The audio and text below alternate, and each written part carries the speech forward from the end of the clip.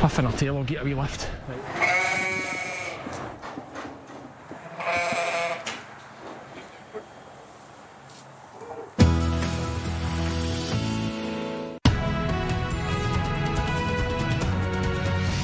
Welcome back to I24 News special coverage. Israeli Defense Minister Yoav Gallant spoke today about the progress of IDF inside Gaza City. Let's take a listen.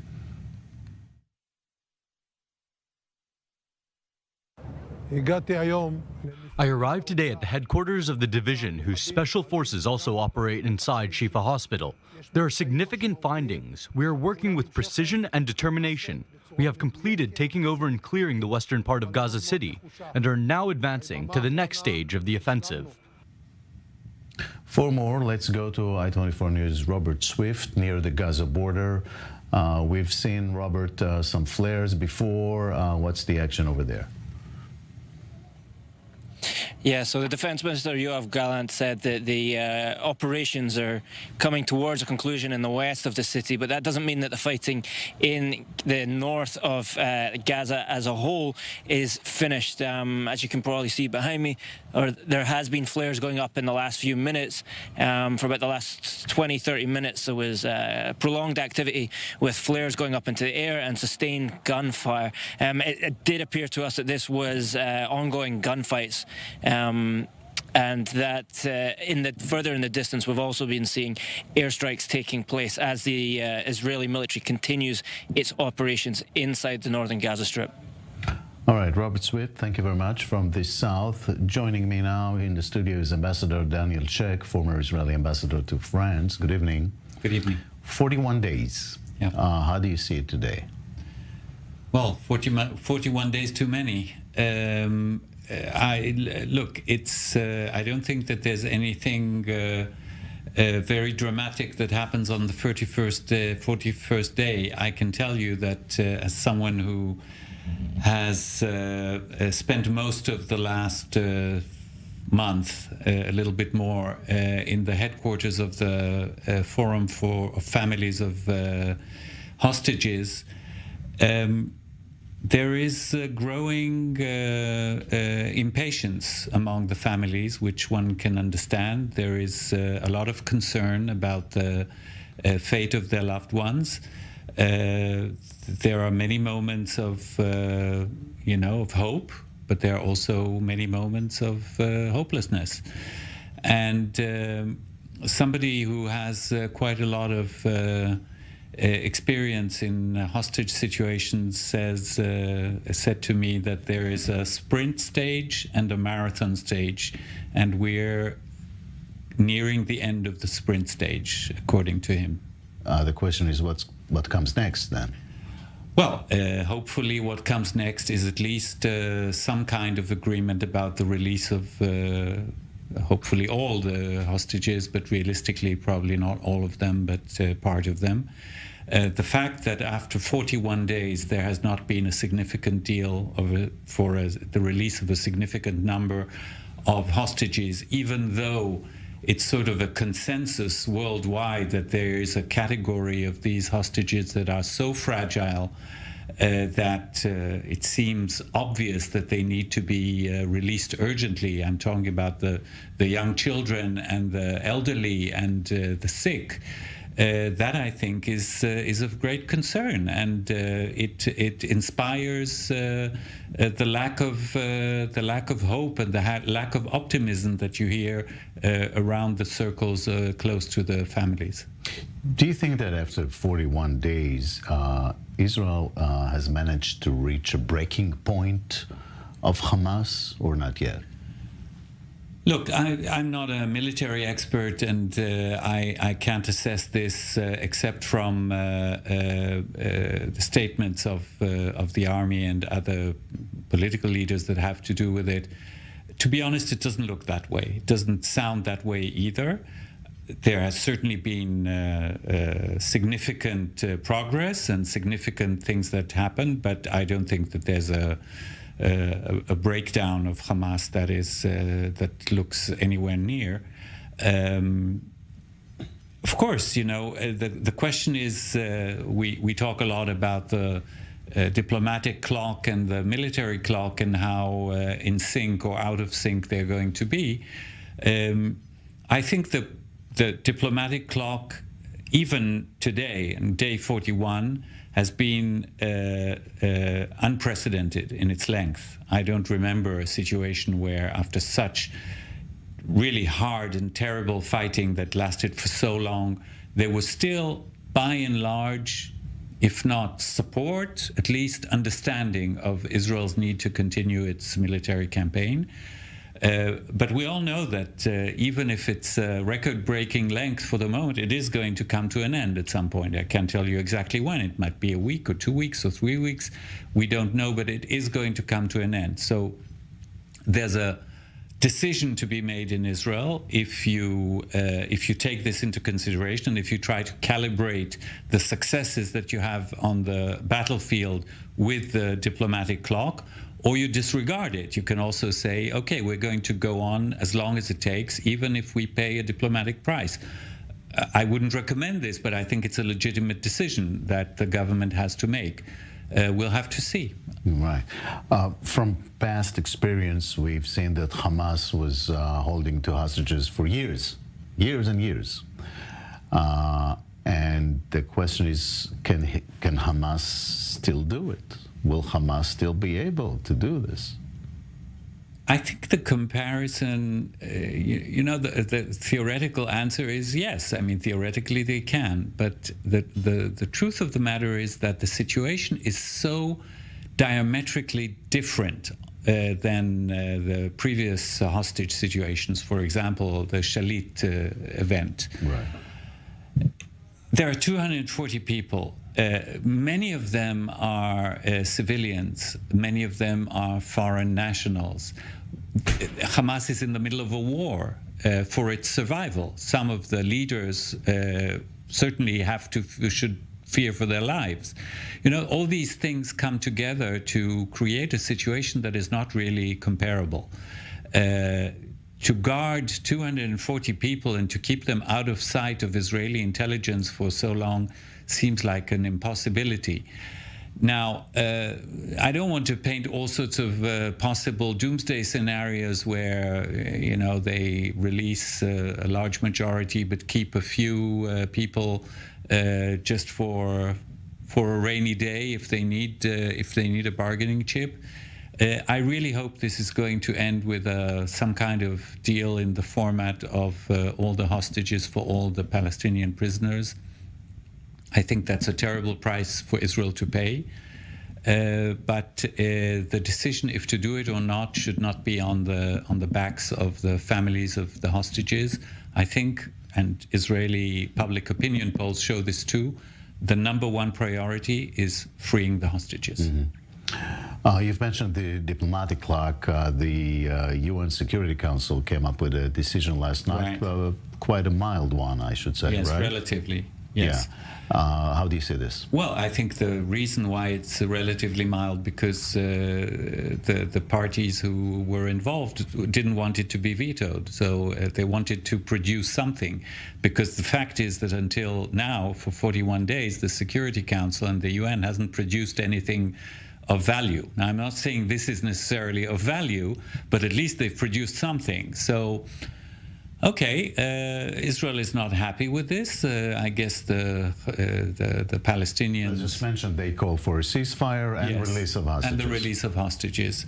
So, personally, I'm a little bit one-track minded in the last few weeks because of my involvement with the hostage families. So any clear and unequivocal appeal for an unconditional release of the hostages, immediate and unconditional, is welcome to me. I suppose that diplomatic Israel is a little bit less happy with it because of the condemnation of Israeli operations in Gaza and the mention of Palestinian casualties, etc. But that's life. About the day after and the international community, do you see any appetite of the UN or other entities to get involved in the future of Gaza? If you're talking about, the day after is composed of a day after militarily, security-wise. There's a day after for the reconstruction of Gaza. There's a day after of who governs Gaza and how.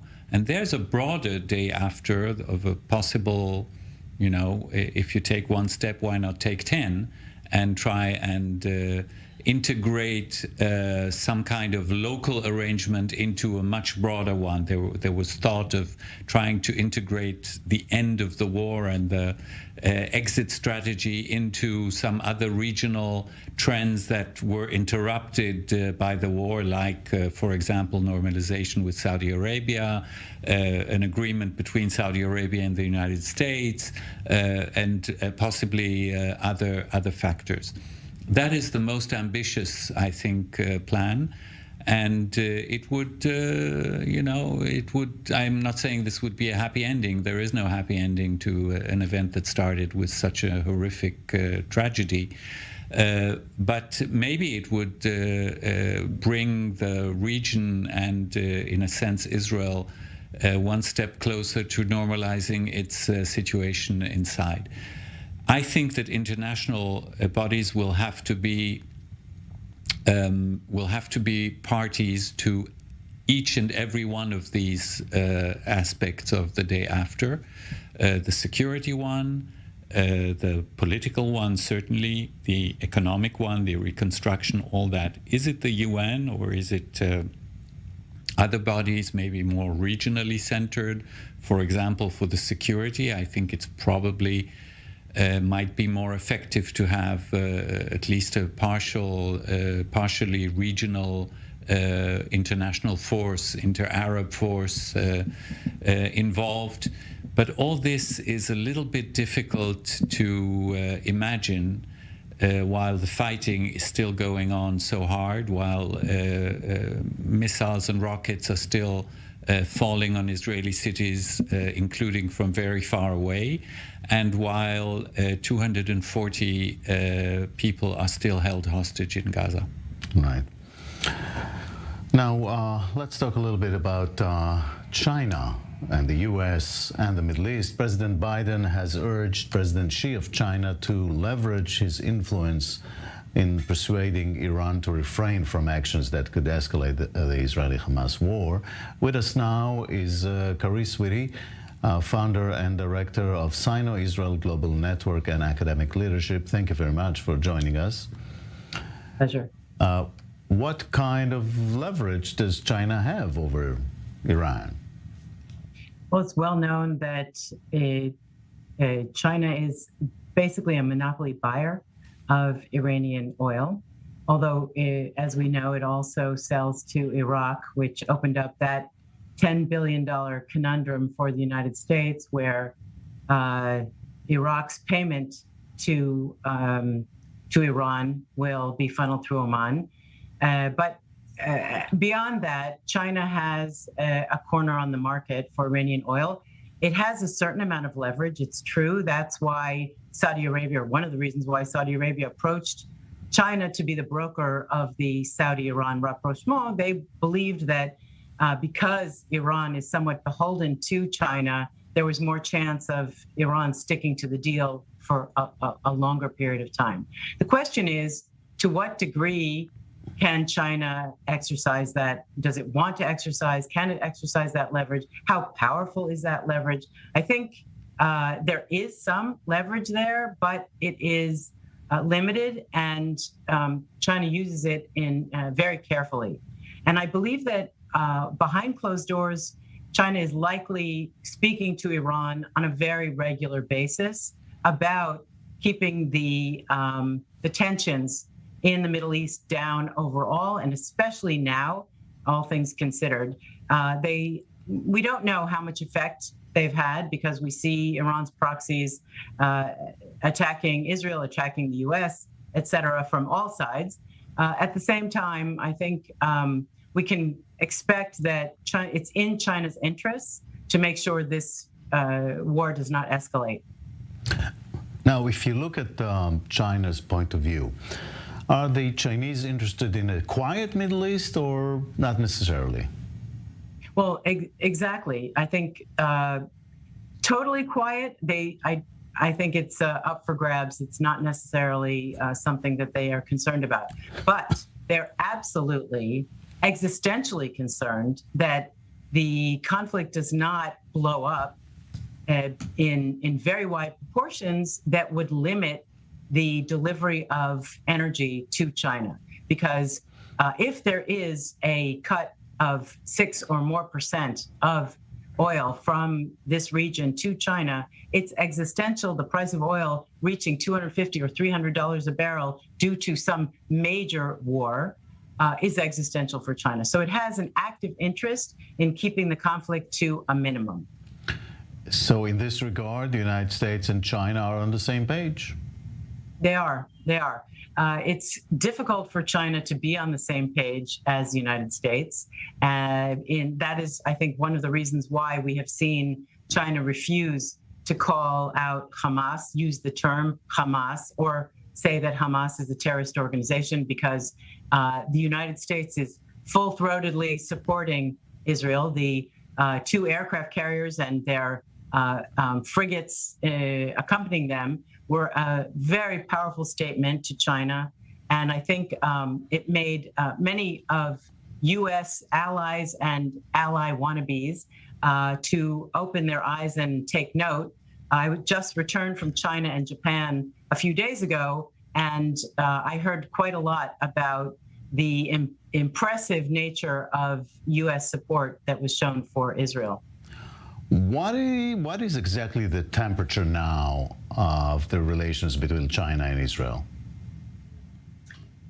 It's not warm, and rightly so. The Chinese behavior with respect to what happened on October 7th has been very problematic for Israel. The view of the Chinese, and they made it very clear to me while I was there, is that yes, what happened on the October 7th was horrific. However, the response is disproportionate. Clearly, the Chinese are having a very hard time understanding the existential threat that we feel and that we see when Hamas stands up and says, we will commit October 7th over and over until we're done with the job. And, for us, this pulls up our trauma from 70 years ago. And it takes a lot of effort to get the Chinese to try to put themselves in our shoes. They're very big on numbers. And they're in general, they're very big on statistics and numbers. And they have a hard time with the fact that 1,400 of us were killed and 240 captured, but 10,000 Palestinians have died. And that is the very simple math that they do that makes them say Israel is in the wrong. Israel has gone too far. Okay. Carice, thank you very much. It's a pleasure, and look forward to happier days. Oh, yeah, we all. Thank you. Back to you, Ambassador Shak, here in the studio. By the way, China, we had better times between Israel and China. Is there still hope for warming up? Yeah, there's always hope. Diplomacy is not a... Yeah, you're a diplomat. No, I mean, diplomacy in general, it's not a static situation. There are ups and downs. I mean, I don't want to compare. Obviously, the comparison isn't fair. But look at the relations between Israel and Turkey. How many times they went from super warm to the verge of war. So yeah, with China, it's more complicated. It's also slower. China doesn't move very fast. But China has interests in this region which have, I think China's appetite has grown in the last few years. Decades ago, there seemed to be a complete disinterest beyond Security Council, UN, and public statements. China was focused on other areas of the world. In the last few years, it seems that they are more active here. And that may have an influence also on relations with Israel, which doesn't mean, I mean, I'm not the greatest expert on the details of these relations. It doesn't mean that they've stopped cooperation in a number of fields, economic, agricultural, and maybe even defense and security and intelligence. But diplomatically, I think they are keeping the distance from Israel for reasons that concern their interests more generally. I don't think that, or if I should put it simply, it's nothing personal. Yeah. Oh, you've mentioned Turkey. That looks personal a little bit. Yeah, that is entirely personal. Entirely personal. You're right. What's the deal with Erdogan? Whoever understands Erdogan should please raise their hand. I'm interested to hear. He's an unpredictable person, an unpredictable personality. And as you say, everything is personal. He makes it personal.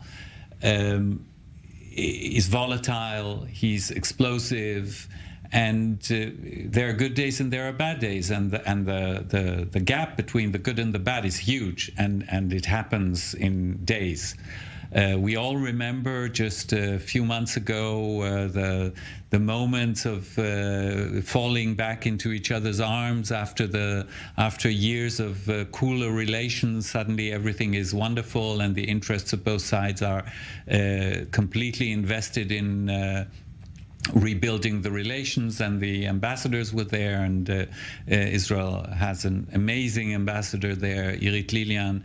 But then suddenly something happens, and at the beginning of the war it was still, was testing the waters, feeling, and then suddenly it collapsed. And once it collapses, it's all the way the other side. Israel is compared to the worst war criminals in history, and accusations, which doesn't mean that in a few months from now suddenly there won't be a revival.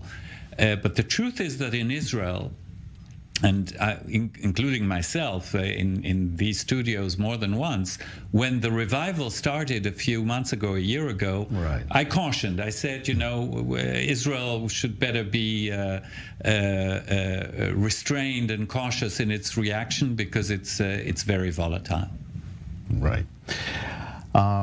Families of Israeli hostages are marching to Jerusalem. It's the third day, I think, in a desperate effort to bring attention to their tragedy. I-24 News' Pia Steckelbach is now live with them. Hi, Pia. Give us the latest there. Hi, Jacob. Indeed, it is the third day. These families, and we're speaking about dozens of families, started their march on Tuesday. They started in Tel Aviv, and on Saturday they're expected to arrive in Jerusalem, and they want to rally there in front of Prime Minister Benjamin Netanyahu's residence there to really draw more attention on the hostages and to demand further that it should be the first priority of the politicians there. Now, as you can see here, they are now coming together here in the evening after having marched several kilometers today. They have earlier been in Modi'in, now in Latron. Many of those families are here basically have joined the march since Tuesday. What they're singing now is Achshav, which means now in Hebrew, which is basically their main message, to release the hostages now and to reach a hostage release deal now. And what we've been hearing earlier is that they do demand one deal which will bring about the release of all the hostages, because we have received several reports in recent days that deals are on the table that would include the release of only elderly people or children or women only. Many of the people people that are here this evening demand the release of all the hostages, of course, as soon as possible. We are speaking about almost 240 people, all of them with names, with stories, with lives, and with families who incredibly miss them and, of course, worried about them. Don't forget, Jacob, not only haven't they seen their families for more than 5 weeks now, but also they do not know in what state they're. And we've been hearing from people telling us that their loved ones need medical attention. And this is also one of the main demands here, to get the Red Cross to access these hostages in Gaza and attend to them medically. And the goal of this rally is to really voice the demands, but also to just create a sense of being together, because these 5 weeks have been obviously incredibly difficult for those families. And this rally gives them a sense of being together and a sense of community here as well. So they will remain here this evening. They will listen to some music here, and they will speak, and they will also hold up the signs with the pictures of their loved ones that are in Gaza currently. And then they will continue tomorrow until they arrive to Jerusalem on Saturday, Jacob. Yeah. The message is clear-cut. They say now and everybody. They want the release of everybody right now. That's the message. Very hard to implement, maybe, but that's the clear-cut message, right? Right, that is the message. As soon as possible now, but also, of course, including everyone. A deal needs to be reached. This is the clear-cut message that we've been hearing all throughout the evening, that includes everyone, not only women, not only children, not only elderly, but really everyone. And now, of course, and many of them have the feeling that this is not the top priority of the government, and they've been calling upon politicians to get in touch with them and to also include them in possible hostage deal negotiations, to talk to them, to get in touch with them. We're speaking about really dozens of families who are going on that march. And you have to imagine, we're speaking about several days where people really march. They sometimes take buses for some parts of the legs here, but we speak about families who really are desperate, who are trying to really shout out their message here. This is what we've been hearing all throughout the day, and now they're coming together. And this is a calm evening here, coming together, listening to speeches, listening to the stories of those who have been kidnapped, families speaking about their loved ones that are currently in Gaza, but also, of course, to just, again, as I said, to create that sense of community and of being together, and of course also to create the feeling that they're actually doing something. Right. Pia, thank you very much with the families. Ambassador Sheikh, you were involved with this as well. Is there a partner on the other side to talk deals now? Look, to be quite honest, the Forum of Families does everything except negotiate with Hamas. Clearly, we don't have the authority or the possibility to do that. But I think that the fact that this is a single issue organization entirely at the service of the families and their loved ones enables these people to demand the obvious, all the hostages immediately. Is it realistic? I don't know, probably not. But and I'm certain that the families, at least those, well, all the families, they will be overjoyed for those who will be released. They will, of course, be sad if their loved ones are not included. Right, and one can only imagine what they are exactly. going through. But the demand, everybody immediately, is a natural one. All right, thank you very much so far, Ambassador Sheikh. We'll take a break now, and we'll be right back with more special coverage here on I-24 News.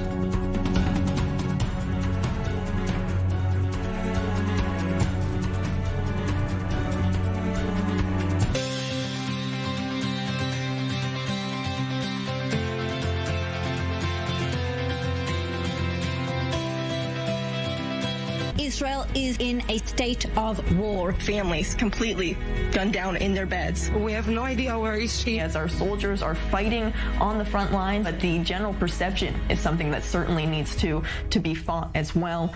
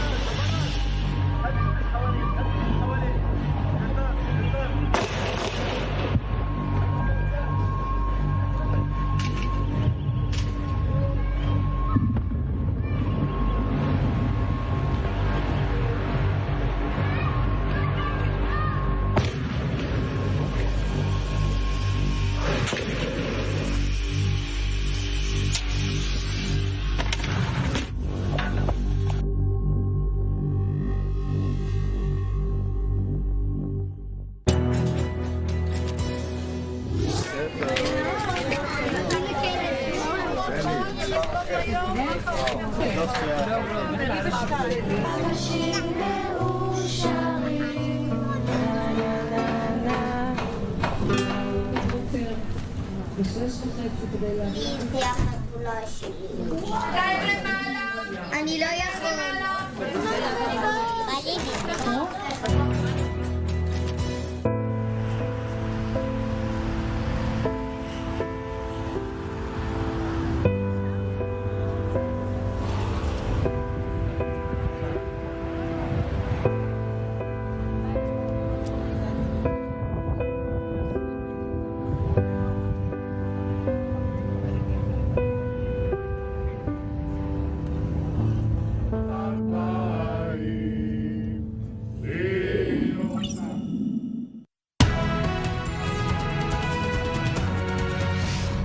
Welcome back to I-24 News special coverage of the war. Israeli War Cabinet Minister Benny Gantz called Canada's Prime Minister Justin Trudeau today to protest his criticism of Israel. Take a listen. I urge the government of Israel to exercise maximum restraint. As the world is watching on TV, on social media, we're hearing the testimonies of doctors, family members, survivors, kids who've lost their parents. The world is witnessing this, the killing of women and children, of babies. This has to stop. With me in the studio here is Ambassador Daniel Sheikh. What's the deal? Every politician has its own politics at home that they have to adhere to? Well, first of all, yes. Politicians have domestic politics on their minds too. It's a natural thing. We've had sort of a similar situation a week ago with Emmanuel Macron and his famous or infamous a BBC interview, which he then had to explain, and he called his Israeli counterpart Isaac Herzog and tried to explain that he was misunderstood and that in the rest of the interview he did balance things out. I don't know if Prime Minister Trudeau will do the same thing. And I'm certainly not going to justify this, but I do have to say one thing. If you look at coldly at the situation, the events of October 7th happened on October 7th. That is 41 days ago. The events in Gaza happen every day. So they are fresh in the minds of people who watch. They don't necessarily go into the minute details of what the IDF has done or has not done to warn civilians. They, simplify. Television better than anybody probably in this country. Leaders have some responsibility to balance things out, to give context. You're right. That's what I'm saying. I'm not trying to justify it, but I'm trying to analyze this a little bit coldly.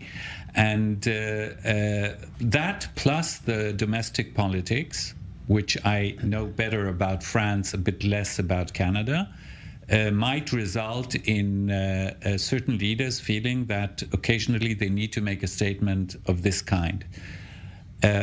We'll have to see over time if that remains the position of Canada and the position of Trudeau himself, or if it was a one-off that he needed to put on record, and then he will go back to a more balanced position, or it might be an indication, as I also felt with Macron, that this might be the beginning of what we talked about in the previous half hour, about the predictable erosion in this coalition of solidarity with Israel.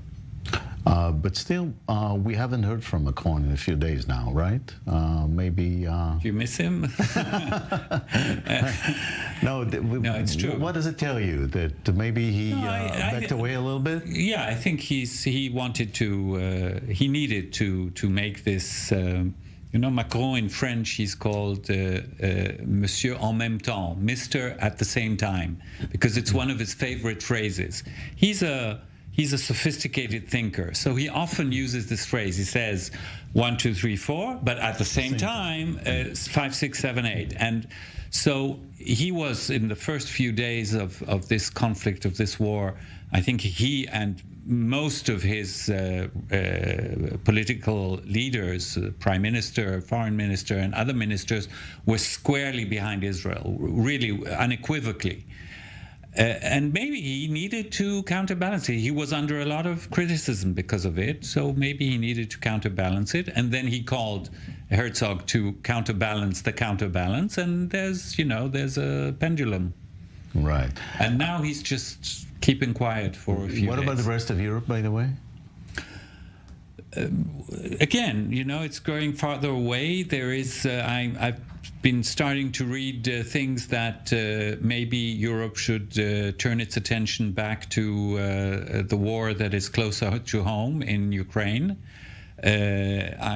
We all know that Ukraine has felt a little bit neglected over the past month. So European sources and European leaders might turn their attention again to the eastern part of their own continent. But I think, it's a fair guess that they won't completely lose interest in what is happening here. All right. Let's go back 41 days ago, October the 7th. The kibbutz was Be'eri, just near the border with Gaza. 10% of the population of this kibbutz was slaughtered on this day. And now let's hear part of the story of the children who survived in Be'eri.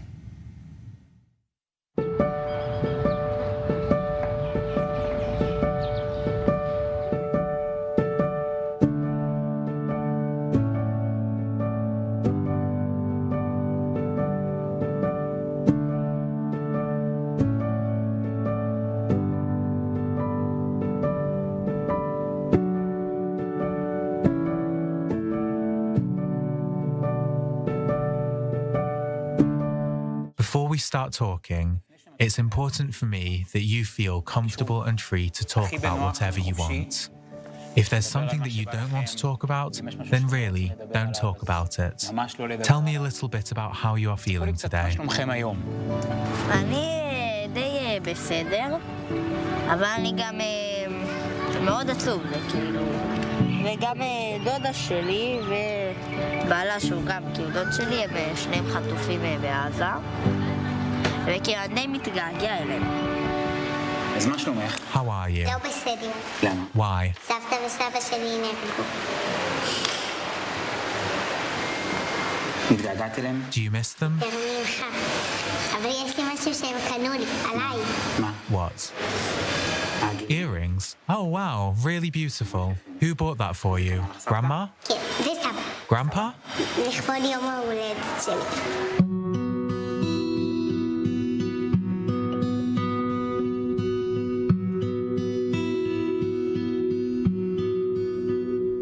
אני עדיין עצובה מכל מיני דברים שקרו בקיבוץ, וזה, או נגיד סבא וסבתא שלי כבר לא איתנו, אז זה עצוב.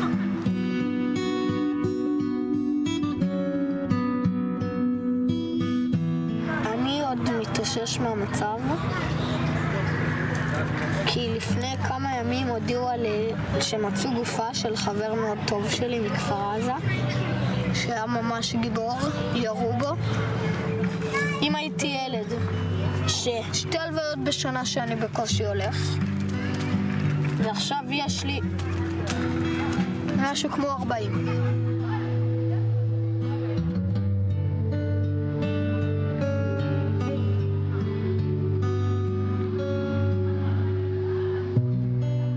אני הייתי בממ"ד איזה 17 שעות.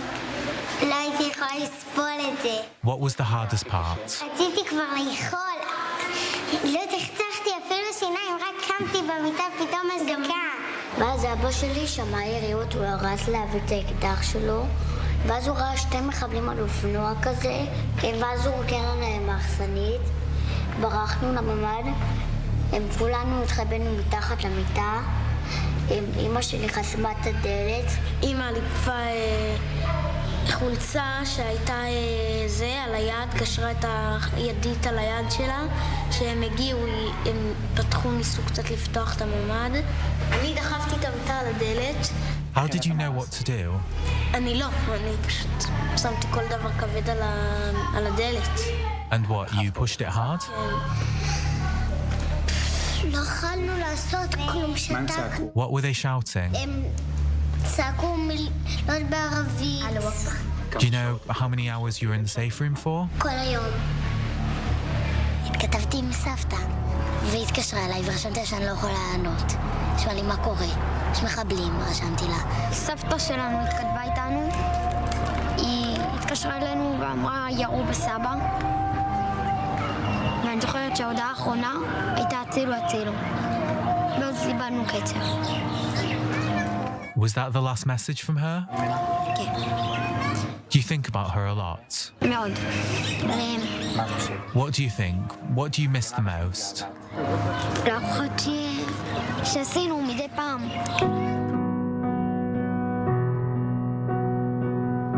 היא הייתה מכינה לי תמיד בחורפים, אורז עם חלב. Did you like it? כן, ומרק ירקות.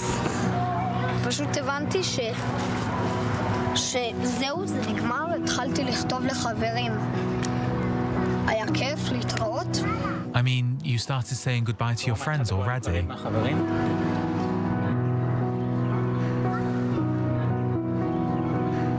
ואז אני מוצא את עצמי ב3 לפנות בוקר, כותב הודעה, הוציאו אותי, ושאני חי. ואז פינו את כולם מחוץ לקיבוץ, בדרך היה גם הרבה גופות מסביבנו והמון דברים שילדים לא צריכים לראות. מלא בתים הרוסים, זה היה קצת מפחיד. אז כשראיתי דברים קצת מפחידים, אז אמרתי, בקטע הזה אני צריכה לעצום את העיניים. And were you able to, or did you leave them open? גם בשלבים מסוימים אני אומר לעצמי, זה סתם סיוט, תצוות את עצמי, תתן לי איזה סתירה וזה, אני אתעורר מזה. אבל אני עושה את זה וזה לא עוזר. אני גם במלחמה חשבתי על סבא שלי, הוא ברח ביערות במלחמת השואה. סבתא שלי, שבאו לחלץ אותה, היה יותר מדי אנשים רעים, צה"ל בא לפתוח, ואז הם שפתחו, הם ראו את הגופות שלהם, ואז הם שמו אותם בקבר. What was Grandma's name? בסי. בדרך שאותנו פינו, אז היה מלא בומים. אני פחדתי, הייתי ככה. גם אנחנו לא הספקנו לקחת נעליים כפכפים. לי גם גבנו את הנעליים. למה הם צריכים את הנעליים שלי? למה? Apparently they were beautiful. מידה קטנה. הם היו צריכים את הסוואטשרט שלי. לקחו לי את הסוואטשרט הכי טוב שלי. ארזתי בובה שאצלי מגיל 4 ימים, ויצאנו למסע חדש.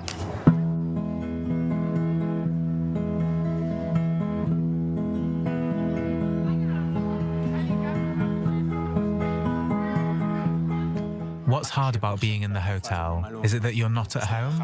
לא בבית. זה באמת קשה שאתה לא בבית, אתה אוכל ארוחות אותו דבר כל יום כמעט. בחודש רואים אותו אוכל.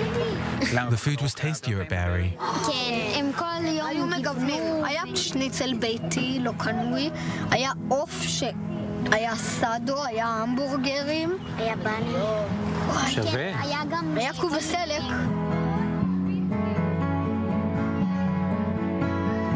How's your new school? אחד המשעממים. למה?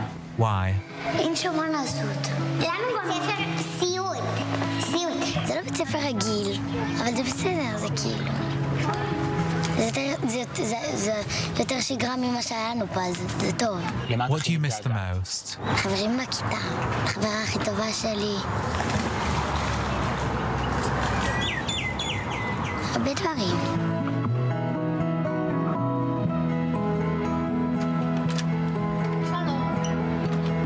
Who lives here? Don't you want to stay and sleep here? אני לא שם לבד, לא, נראה לי כל החיים. Yes, do you think so? אני לא יכול להירדם, אני יכול לישון לבד בלילה, אני לא יכול להירדם בלי שמישהו זה. Someone else with you? And was it also before, or is it only after it happened? ככה מה שקרה. שישי בערב למשל, אני מפחד לקום בשבת ושזה יקרה עוד פעם. זה למה אני לא רוצה לישון לבד. כל רעש קטן מבהיל, טריקת דלת, הזזת כיסא, אתמול היו יונים שעפו והפחידו אותי. אני כל הזמן מתכוננת אם משהו יקרה וזה, אז כאילו... Also here in the hotel room?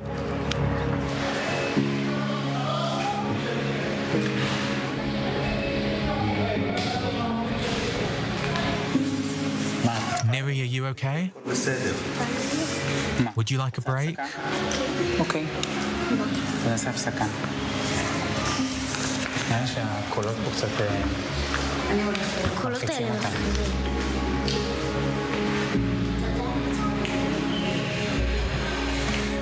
הנה, אנחנו נבקש מהם קצת להיות בשקט.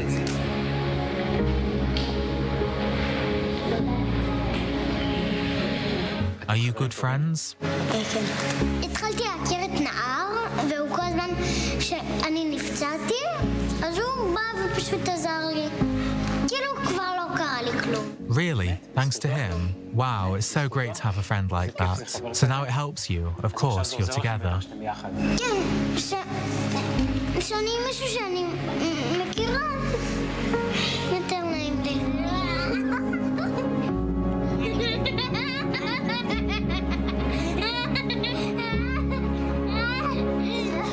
Tell me, is there anything you want to say to our government? מה שהם עשו לנו זה הפקרה, ושזה פשוט בושה, שאף אחד לפחות 12 שעות לא עשו כלום.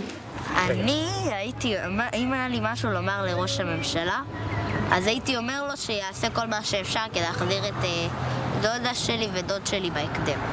אני לא יודעת אם זה הזמן לעשות הפגנות על ראשי ממשלה או דברים כאלה, אבל מצד שיחדו כוחות, רק שיעשו משהו, שיחזירו את השבויים ואת החטופים שלנו. במקומו הייתי מתפטרת. זה בושה, זה פשוט בושה. ככה חלק ממדינת ישראל כבר לא איתנו. ואיך הוא לא מתבייש בזה?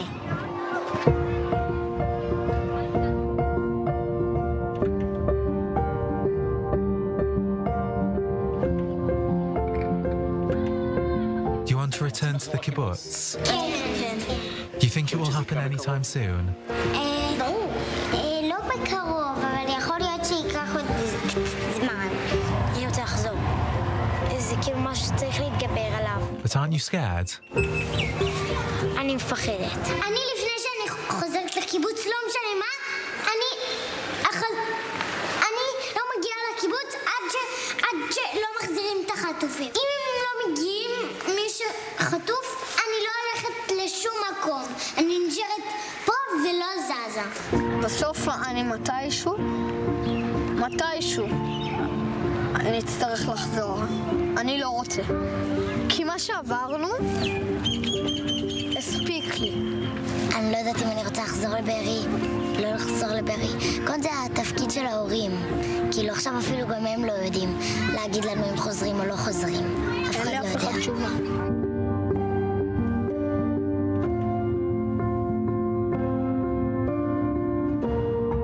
Are you homesick? מאוד, הרגע אמרתי את זה לאבא. What did you tell him? שאני רוצה כבר לחזור הביתה. Do you think it will happen soon? כן? What do you miss the most here? את החדר שלי. אני מתגעגעת לחדר שהיה לי. אני מתגעגעת לכל, אני מתגעגעת לבית שלי, אני מתגעגעת לחברים שלי. אני מתגעגעת למי שאני אוהבת. אני מתגעגעת. פשוט אני מתגעגעת להכל. אני מתגעגעת לקיבוץ. אני מתגעגעת לבית של סבתא. היה לה ארון ממתקים בגודל כזה. וואי. זה היה... פשוט זה היה מה שהם עשו לנו. אנחנו לא יכולים לחיות את החיים האלה. מה זאת אומרת? What do you mean? שיפסיקו, כאילו, מה אתם רוצים? מה אתם רוצים נביא לכם, אבל בלי אלימות. Tell me, do you believe everything will be okay in the end? תמיד הכל בסדר בסוף. There's always a happy ending. כמו שמחפשים משהו, בסוף מוצאים, נכון? Right. אז כמו שאתה עושה משהו רע, אחרי זה אתה יכול גם לתקן את זה. So maybe we'll be able to fix everything in the end. כן. So here, we'll even have a happy ending. Optimistic. סוף טוב, הכל טוב. יאללה, יופי.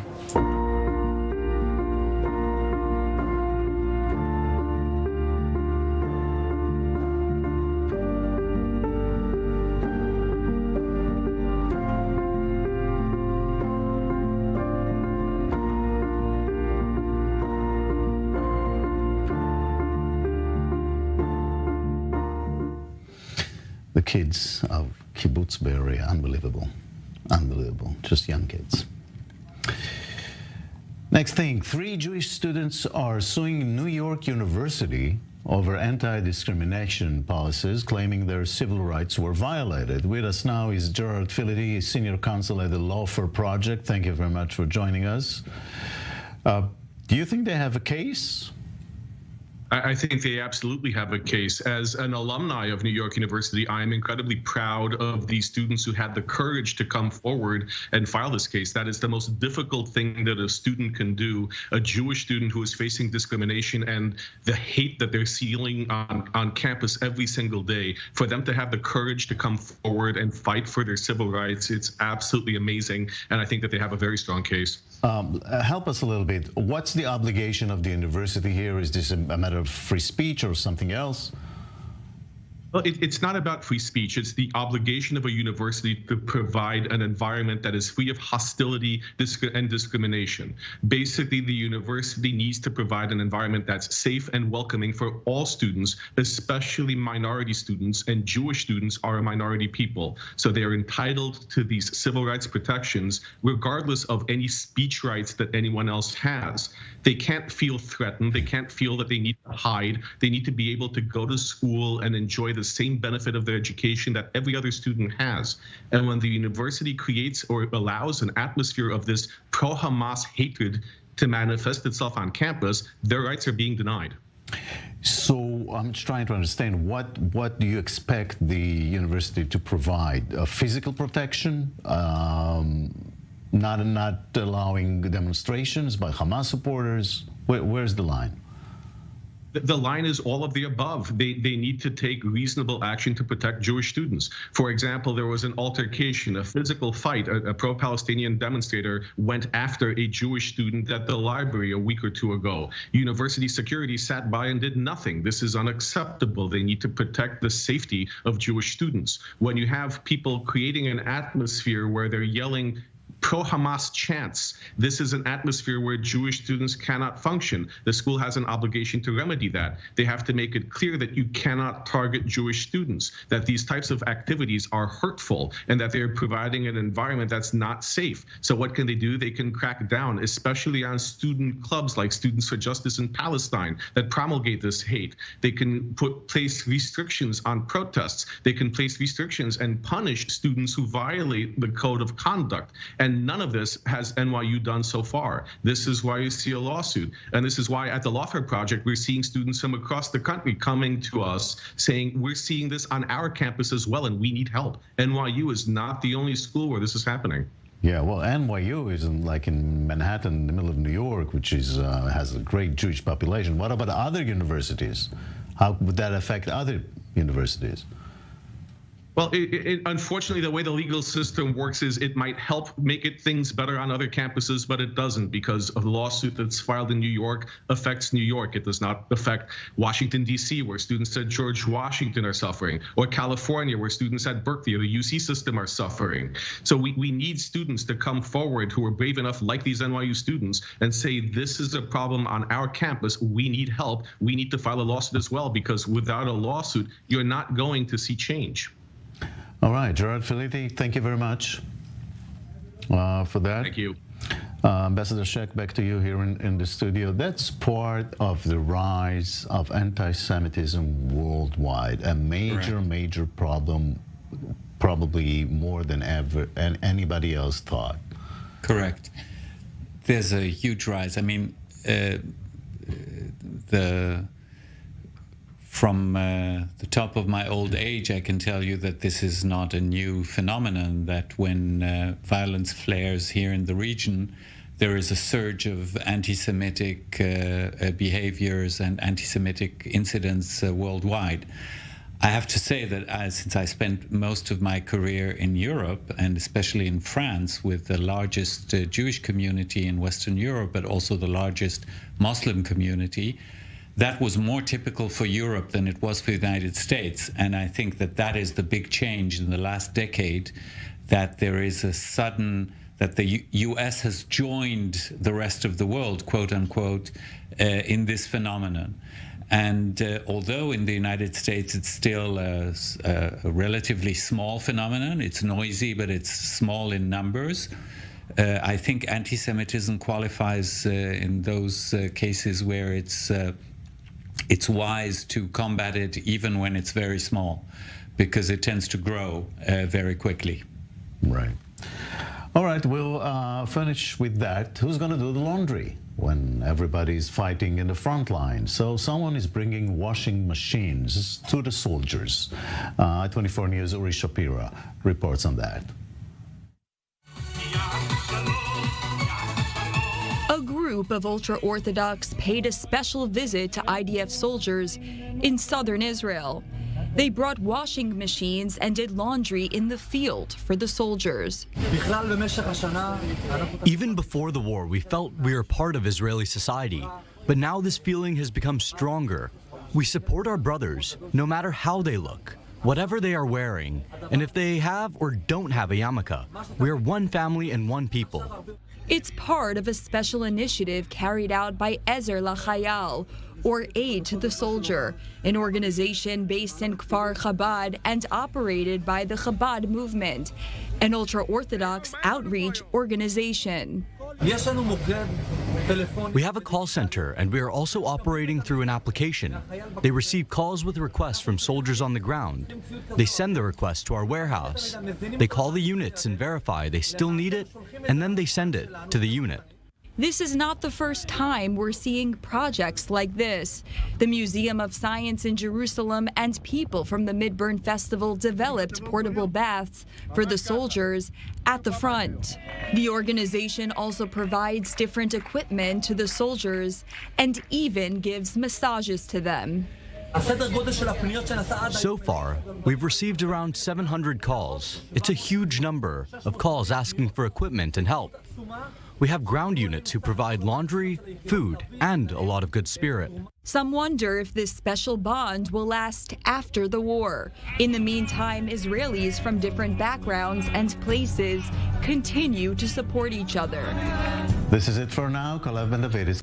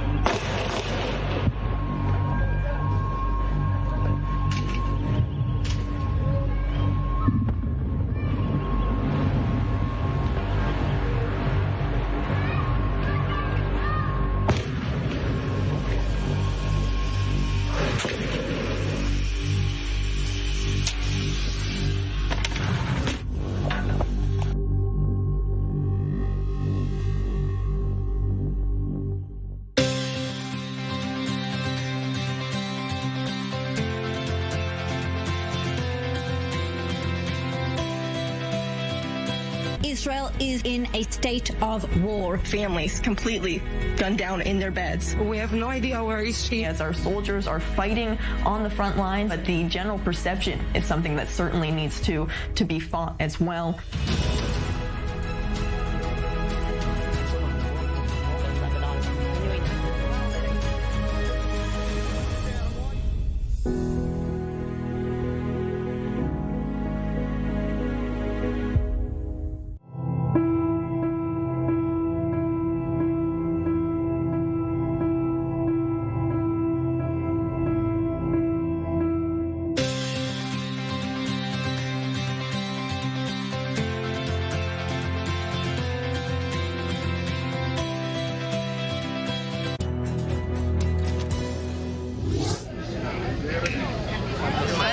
אחד השחקנים נסע עם הנהג.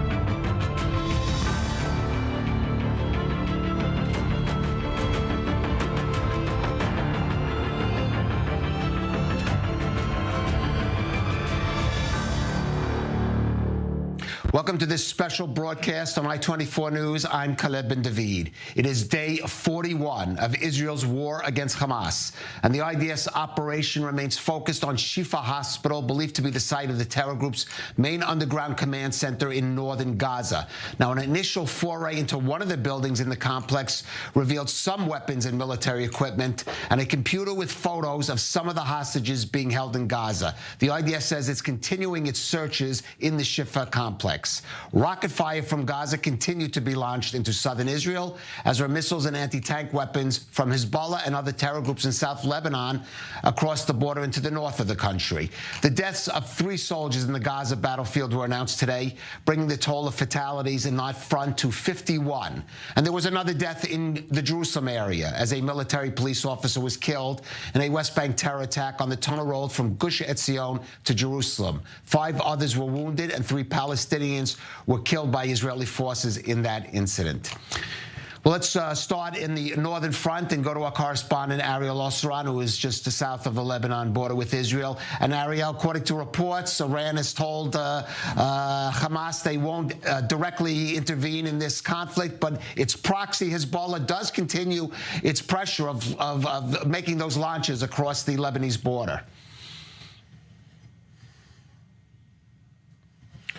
Right, Kalev, obviously you're referring to the letter that Ismail Qani, the head of the IRGC's Quds force, sent today to Ismail Haniyeh, the head of Hamas, who is not in the Gaza Strip.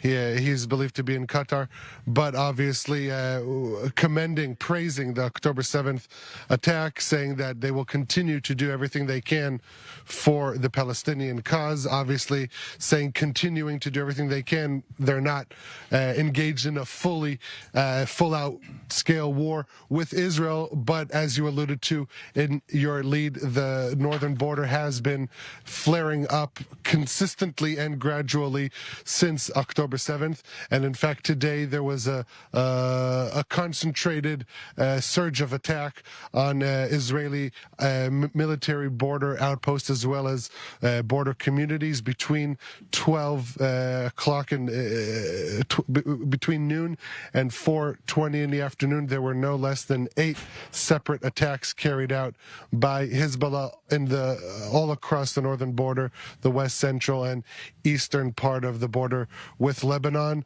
Israel responding with strikes, artillery, and also, according to reports in Lebanon, airstrikes. The latest of these strikes, reports in El Khiam in the southeast part of the border with Lebanon, of a Israeli artillery shell that fell there. Hezbollah also, after a couple days of not announcing its casualties, naming the 75th and 76th of its fighters who have been killed by Israeli strikes since the start of the war. And so while they're not doing everything they can do, they're indeed sending a lot of these soldiers to fight, and many of them are being taken out by IDF forces, whether prior to their attacks on the border or moments after.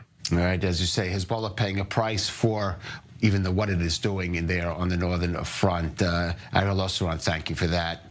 We're joined in the studio by Ambassador Danny Ayalon, the former Israeli ambassador to the U.S., former Deputy Foreign Minister of Israel and chairman now of Silver Road Capital, and Yossi Melman, a very well-known intelligence and defense commentator and co-author of the book Spies Against Armageddon. And gentlemen, stay with us, because as I mentioned, the focus now is on Shifa Hospital, and we do have a report that was prepared by our defense correspondent looking at Shifa and what has been found there. Let's take a look at that. In any normal place, hospitals are where lives are saved and illnesses are cured. Gaza is anything but a normal place. If you follow me behind the MRI machine, I'll show you what our troops exposed just minutes ago. In military terms, this is a grab bag, grab and go of a Hamas combatant. And if you zoom in and we get some light over here, what you will be able to see is military equipment. There is an AK-47, there are cartridges, ammo, there are grenades in here, of course uniform, and all of this was hidden very conveniently, secretly behind the MRI machine. The MRI machine is just one hiding place, along with various others. And when our troops opened this closet here, which is in the main part of the clinic, this is what they found. These weapons have absolutely no business being inside a hospital. The only reason they're here is because Hamas put them here, because they use this place, like many other hospitals and ambulances and sensitive facilities inside the Gaza Strip, for their illicit military purposes. So there's Kalashnikov rifles here, even ammunition. The war of narratives is a difficult one.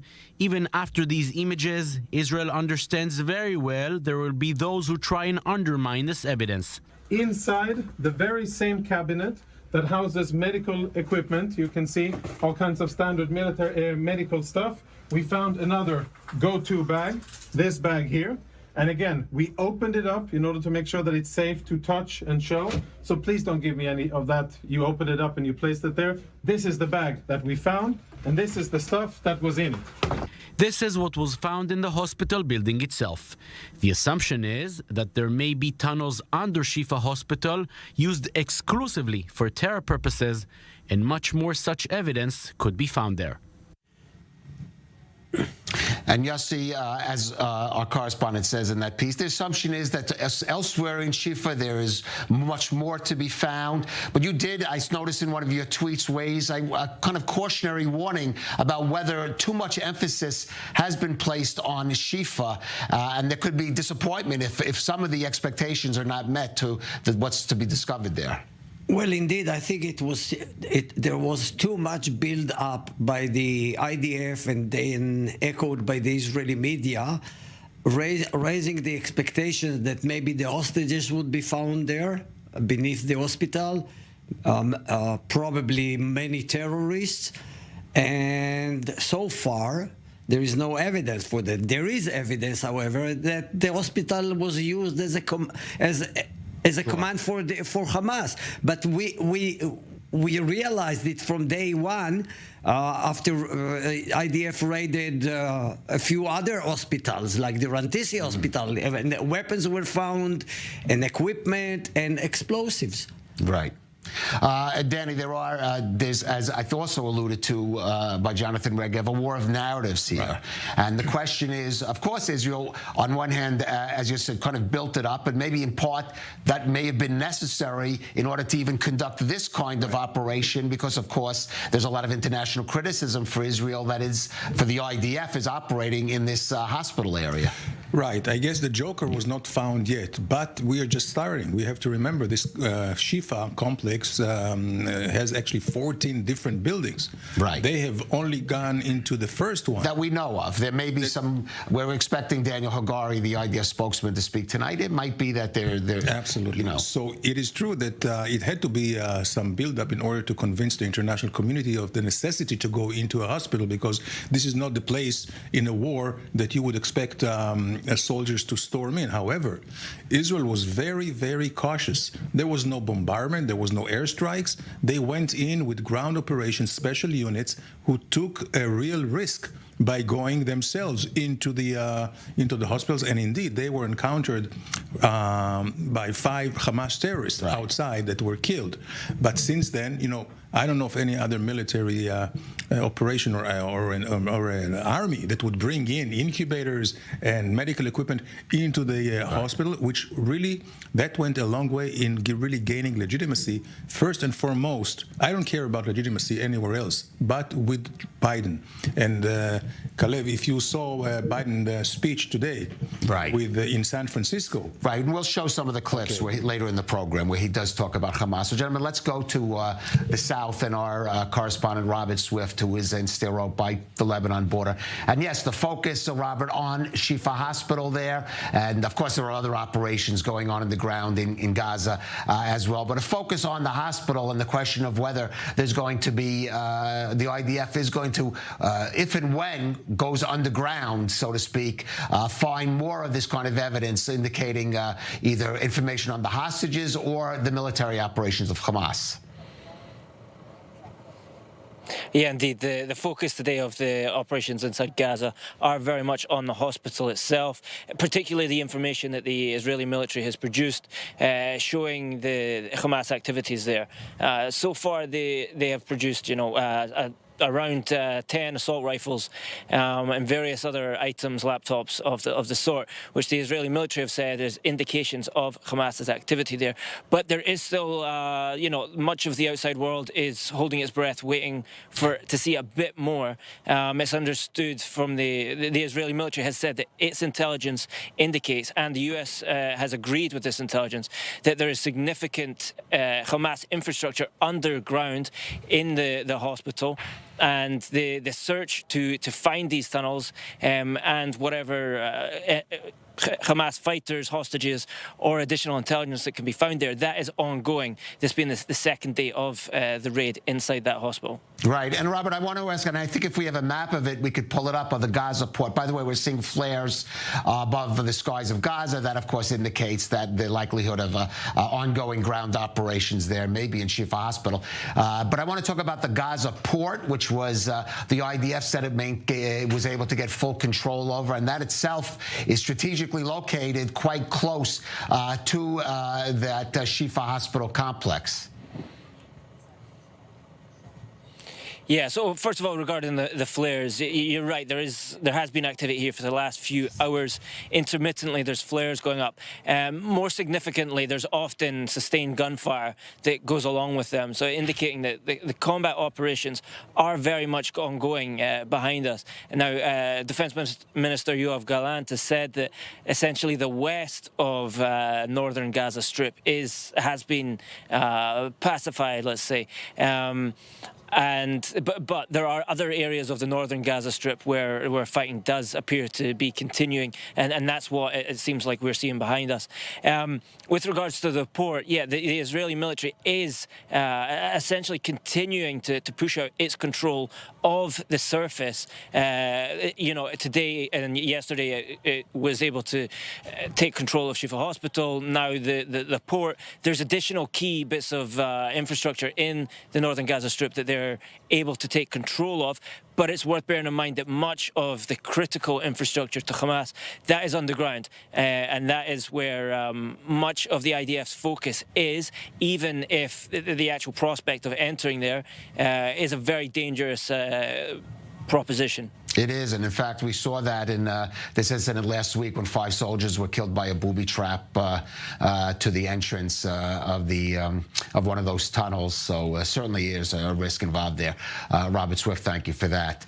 Well, let me ask you, Yossi, both the risks involved in dealing with entering those underground complexes, and what Danny said, which is trying to create the justification for entering, for example, these hospital areas like Rantisi and like Al-Shifa. Could that have given Hamas enough of time to, for example, evacuate some of both its fighters, even cross down to the southern part of the Gaza Strip, but also even take some of the hostages with them who might have been in those locations earlier? Absolutely. The IDF found in Shifa indications that the hostages were there, or at least were taken in the first day once they were kidnapped. And I think the proper term to be used are hostages and kidnapped persons, right? And they found their laptops with laptops that were taken from homes in the rural communities around Gaza. Now, I think the Israeli authorities, IDF, the government, and as it is reflected in the public, are torn between two polars. One, the generals, the IDF, the Minister of Defense are saying, be cautious. It's going to be a very long campaign.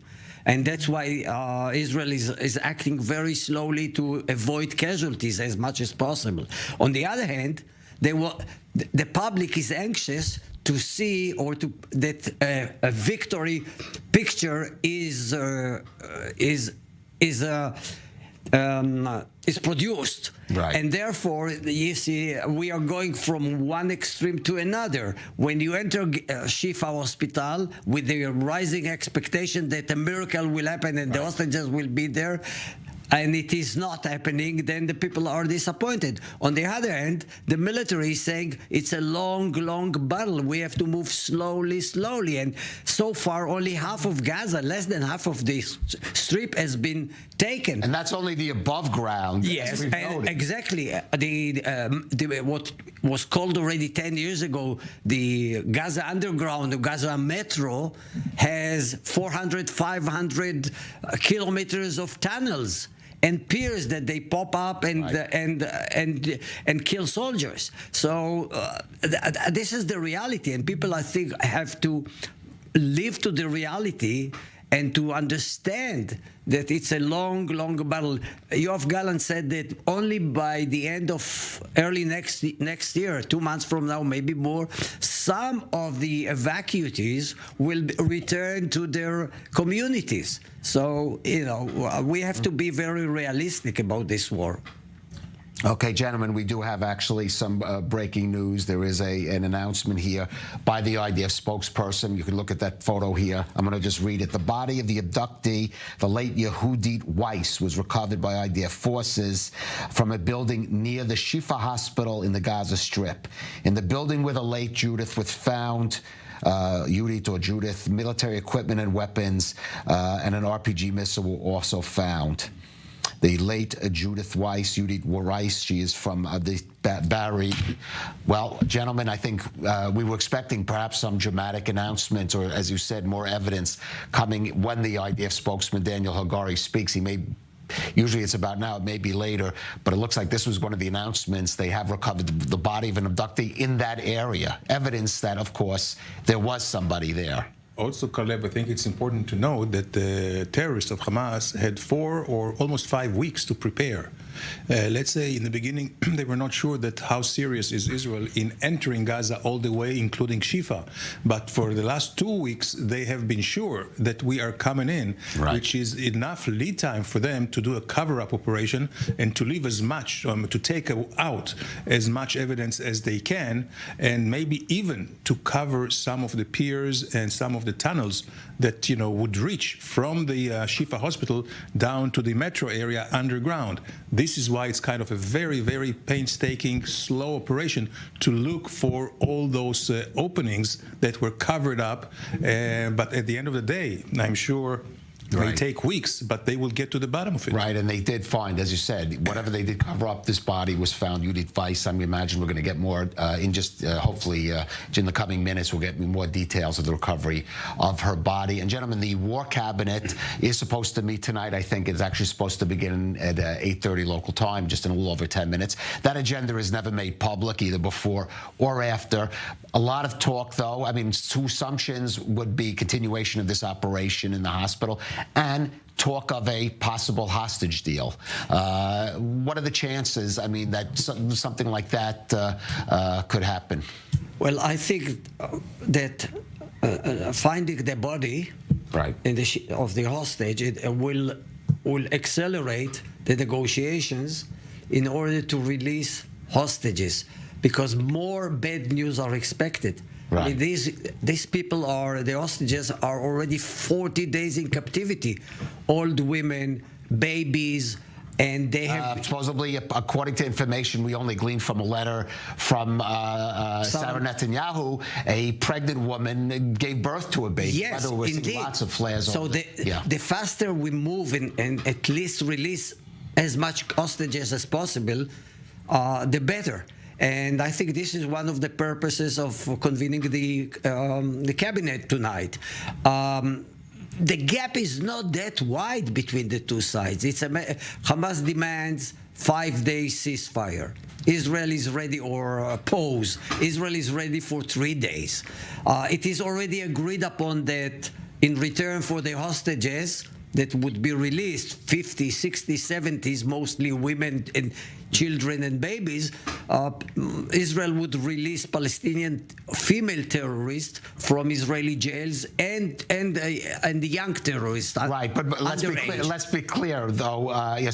When they say children, we're talking about minors, some of them under 18, who have committed terrorist crimes, including murders. Some of them committed terrible, but this is the reality. Therefore, Israel has to make a decision. The cabinet has to make a decision. The war can go on, but the hostages must be released as soon as possible. Time is not on Israeli side in this matter. I do want to clarify with Yossi's statement that what you just said, that's been reported according to Israeli sources and the local media. It's not been confirmed, but what we've seen, Danny, in the past is these kind of details are leaked out in advance to gauge the public reaction, to see if the public would be willing to release, even if it's a 17-year-old who's committed a terror act, to release them in the return for the women and children. That could be what happened here. How do you gauge the reaction? Was the public ready for it? Yossi seems to suggest that they would be for the release of a fair number of hostages. Well, you see, it's quite amazing that you see a lot of the, there are quite a few groups, first and foremost, the group of the families, which is really, I think, the most important one to look at. But even many of them say they are coming against a ceasefire. They say bring them out together, all or nothing, because everybody understands that if the Hamas is trying to trickle down or just drip the hostages in order just to gain time to regroup, then it may never be a solution for all of them. All right. Now, I've mentioned international pressure. That is certainly a factor here on Israel. One of those who has been pressing Israel is the European Union's foreign policy chief, Joseph Borrell, and he's been somewhat critical of Israel's operation in Gaza. Well, today he did arrive here for the first time since October 7th, and he joined the Israeli Foreign Minister Eli Cohen for a visit to Kibbutz Be'eri to see firsthand the site of Hamas atrocities. Here's what he had to say, though, afterwards.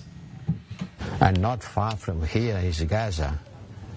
And one order don't justify another. Innocent civilians, including thousands of children, have died in the past weeks. We know that people are also forced to leave their houses and need assistance. They need food, water, fuel, and protection. Israel has to be defended. And today, even today, another terrorist attack has happened in Israel.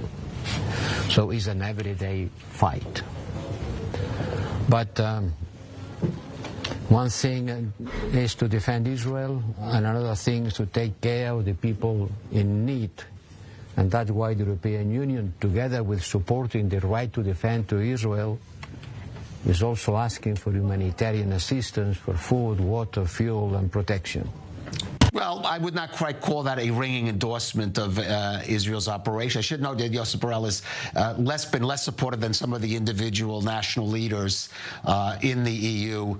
The British Prime Minister, the German Chancellor, I think, have been much more supportive. But the question is, it was Eli Cohen sitting next to him, the foreign minister, who said Israel might have a 2 to 3 week window, which barely sounds enough to achieve the kind of strategic goals, as Yossi said. Yeah, well, I think it was a mistake, and I think he was slightly reprimanded by the Prime Minister, quietly at least, not to put it out for the 2 and 3 months, because then more vocally reprimanded by other members of the government. Also, right. And because even if it is true, which I'm not sure is the case, you shouldn't say it out loud, because then you prepare. Then the Hamas knows. All they have to do is hold for 2 more weeks, and just lay low, and nothing will happen to them. I think we have more than 2 or 3 weeks. All we have to focus our eyes are on the Americans. Europe, with all due respect, it's less important in terms of its influence and in terms of its contribution to the geostrategic situation that will emerge after this war. And for the Americans, the day after is very important. And in order to ensure a day after which will be stable, prosperous, with some hope of a major change, you have to eradicate Hamas. The Americans know it. Well, you've been somewhat critical of the government's, the former government's, but in some ways, certainly, there's still the same prime minister's policies, certainly on the Palestinian issue and on Gaza. Yossi, is Israel doing enough right now in order to maintain the level of support it's going to need to carry out its operation, even just on the military side? Well, this is exactly the balance that Israel is trying to maintain. And I think that the Israeli message is not entering the international community, that the IDF is doing its utmost to prevent mass casualties. Right. According to Palestinian figures, so far 11,000 Palestinians were killed. A lot of children. It's a huge number. Right. We can't confirm those figures. But so that's the the Palestinian. So relatively to the massive attack by Israel and to destruction which you see in Gaza, it explains why relatively the number of casualties is low.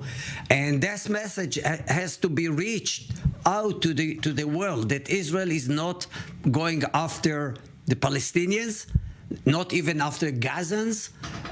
Its only aim is to eradicate Hamas. Yossi Melman, Ambassador Danny Yolen, stay with us. We are going out for a brief break, but we'll be back in just a few minutes with more on our special coverage, Israel's war against Hamas.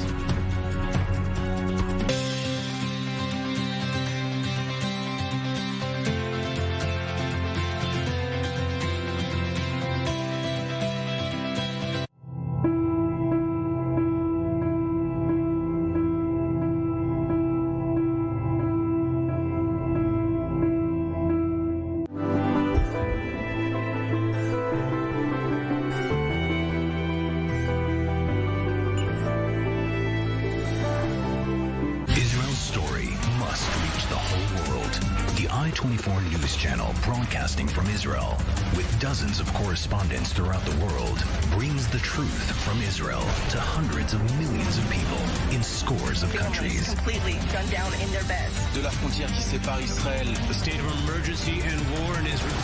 Bringing Israel's story to the world. I-24 News Channels. Now on Hot.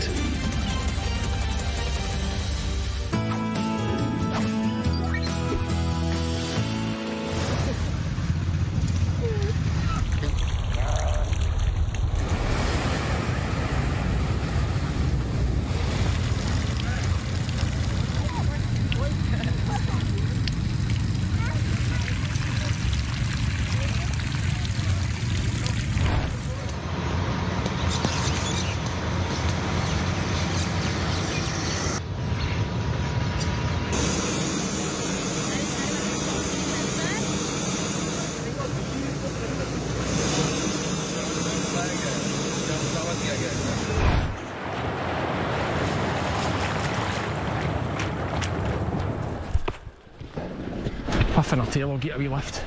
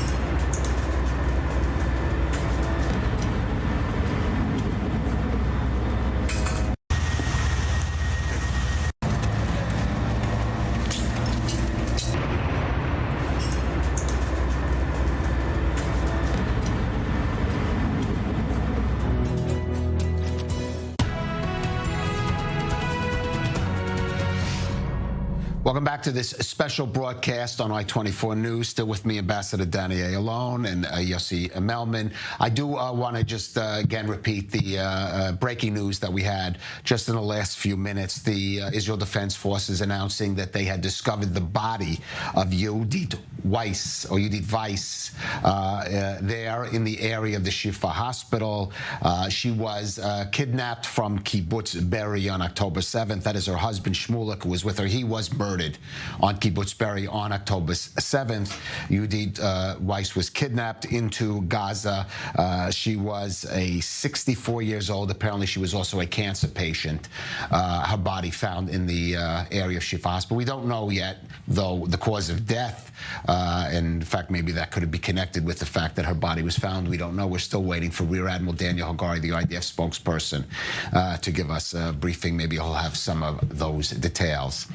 Now, in the meantime, after weeks of disagreement, the United Nations Security Council last night finally passed a resolution on the Israel-Hamas conflict. It calls for, quote, urgent and extended humanitarian pauses and corridors throughout the Gaza Strip. It does not, though, demand a ceasefire, a condition that the United States, for example, said it would not accept. It also doesn't condemn or even, in fact, mention the atrocities committed by Hamas on October 7th. Now, 12 members of the Council voted in favor, with the United States, the UK, and Russia abstaining. Now, here's comments from the envoy of the United Arab Emirates, which supported the resolution, and the reaction from an Israeli envoy to the UN. Israel must cease attacks on civilians and civilian objects. They must uphold the special protections afforded by international law to hospitals and schools, and they must ensure safe and unhindered humanitarian access. Israel will continue to do whatever it takes to accomplish this goal. Mr. President, as much as we all wish to believe that this resolution and this council could have an impact on genocidal terrorists, the situation on the ground proves otherwise. The reality is that Israel has no choice but to continue with our mission to obliterate Hamas's capabilities and bring our hostages home. For more, let's go to our senior U.S. correspondent, Mike Wagenheim in New York. And Mike, the Security Council has been wrangling for weeks over a resolution. Finally arrived at one that I guess the U.S. and Russia either agreed on or didn't disagree enough and just ended up abstaining in the vote.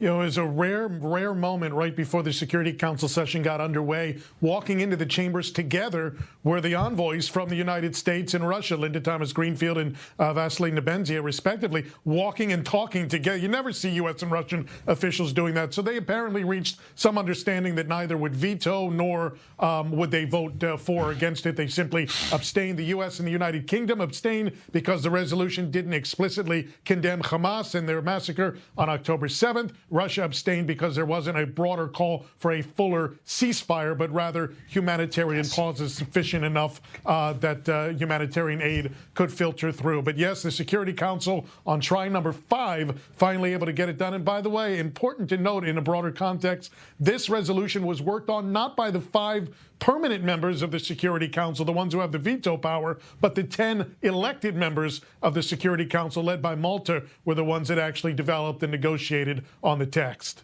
All right. So, but let me ask you, Mike. It doesn't mention Hamas, condemn Hamas, but what it does call for humanitarian pauses and corridors. Is something the Israeli government already agrees for? Is this a setback or not for Israel in the Security Council? I don't think it matters in the broader sense. I think Israel, if you look through that resolution itself, is living up. It always depends on somebody's interpretation of what sufficient means or number of days means. But in a broader sense, Israel's already fulfilling those particular initiatives, which is why the United States didn't see fit to veto the resolution to begin with. The Israeli officials there at the UN continue to express their anger that the Security Council and the UN in general can't see fit to really condemn Hamas or they equivocate between Hamas and Israel. But that's neither here nor there when it comes to in the resolution itself in terms of fulfilling the terms of that resolution. All right. Well, I think what's much more important to Israel is what the U.S. President Joe Biden has to say about the conflict. Now, he has been occupied for the past couple of days meeting the Chinese leader Xi Jinping at the Asia-Pacific Summit in San Francisco. But he's been asked there about the Israel-Hamas conflict. He roundly condemned Hamas in his comments, but he also had something else to say. Let's listen. I made it clear to the Israelis that to Bibi and to his war cabinet that I think the only ultimate answer here is a two-state solution that's real.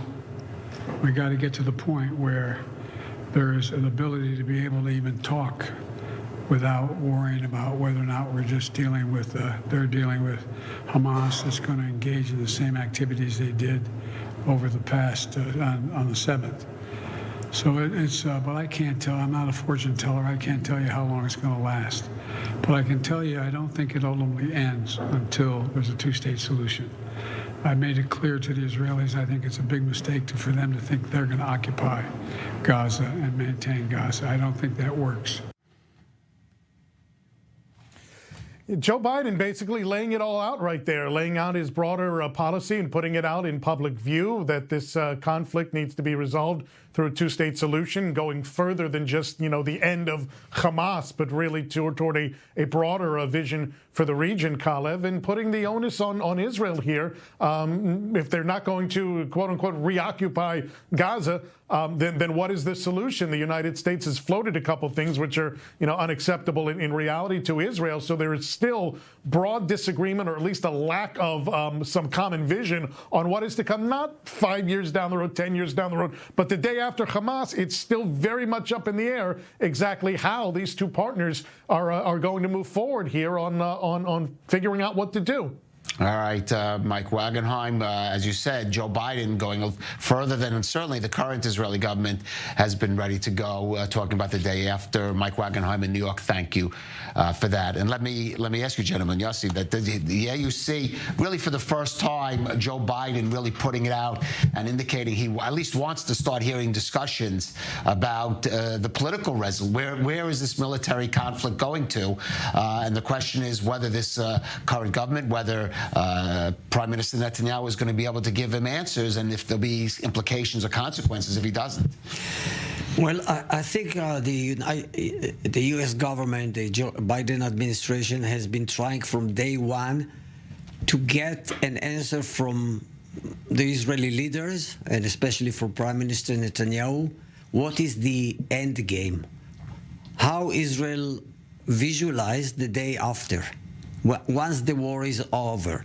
I think all Israeli and American envoys who came here, from Defense Secretary to the President to Antony Blinken, they tried to understand what will happen once the war is over. The United States is providing Israel with leeway. You can keep going, battling and hitting and damaging Hamas and disarming Hamas and ruining its military capabilities and Hamas as a government in Gaza, but what will come after that? And Netanyahu especially is not ready to answer that question. He opposes the idea that was proposed by the U.S. administration that once the war is over, the Palestinian Authority will move in, will enter Gaza, and will form a civilian government there, not a military government, a civilian government. But Netanyahu is not ready to answer it. Right, and certainly would pose political problems for him in the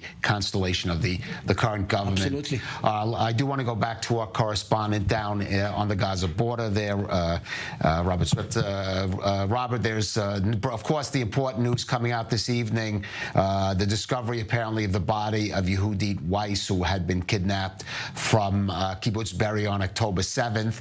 I think the Defense Minister Yoav Gallant early in the day had hinted at some new information, something dramatic coming out of that area of Shifa Hospital, and it looks like this is it, or at least for now, that we know. Yeah, indeed. Well, like you say, for now, there was one of the directors of the hospital earlier said to Al Jazeera that the IDF had been taking out a number of bodies. We don't have a confirmation on how many this was, but you could understand that there may be additional hostages who've been killed that were among that number. Now, we have had one of them confirmed with this news, and it's possible that there will be more, but like I said, we don't have the exact number. So it's unclear if that news will come out, but that is all part of the reasons for the Israeli military going into Al-Shifa hospital. But on top of that, there was also the fact that the Israeli military has indicated that its intelligence suggests this is very much a center of gravity for Hamas in the Gaza Strip, that it is a military headquarters essentially, and they've also been releasing information today indicating that fact. Now, there's still a question mark over how much evidence for this they're going to find. Will Hamas have been able to leave that area prior to the IDF going in today? And there is much trepidation from outside observers as to what evidence the Israeli military will provide, with the Israeli military earlier saying that it does have additional information indicating that there is significant infrastructure still to be opened up underneath the hospital. Right. I just want to be careful on the terminology, because we don't know if Yehudit Weiss was, in a sense, killed. We know she was a cancer patient, apparently, and we don't know if maybe the denial of, I mean, that's one way of, you could say, her being killed, the denial of the proper medical care. Unfortunately, several of the hostages taken were elderly people or even some younger individuals that had special medical needs, and we are now at a period 40 days after, and certainly will raise concern about the fates of those individuals. We'll get maybe more. Daniel Hagari is now scheduled to speak at 9 o'clock, so I guess we'll get more information, or hopefully get more information about the circumstances under which Yehudit Weiss is discovered and about her death in that briefing. Robert Swift there down on the Gaza border. Thank you for that. Now, of course, this news about one of the hostages just really brings home concern over the well-being of those hostages, 239 that were confirmed. I'd be very cautious. Could be more. We don't know. There was a march. There is an ongoing march of families of the hostages and loved ones from Tel Aviv, Jerusalem. Started a couple of days ago. They're making their way to Jerusalem, scheduled to arrive at the Prime Minister's office on Saturday, later on Saturday. Pia Steckelbach has been with that march. She did file this report earlier. Let's take a listen. It is the third day. These families, and we're speaking about dozens of families, started their march on Tuesday. They started in Tel Aviv, and on Saturday they're expected to arrive in Jerusalem, and they want to rally there in front of Prime Minister Benjamin Netanyahu's residence there to really draw more attention on the hostages and to demand further that it should be the first priority of the politicians there. Now, as you can see here, they are now coming together here in the evening after having marched several kilometers today. They have earlier been in Modi'in, now we're in Latron.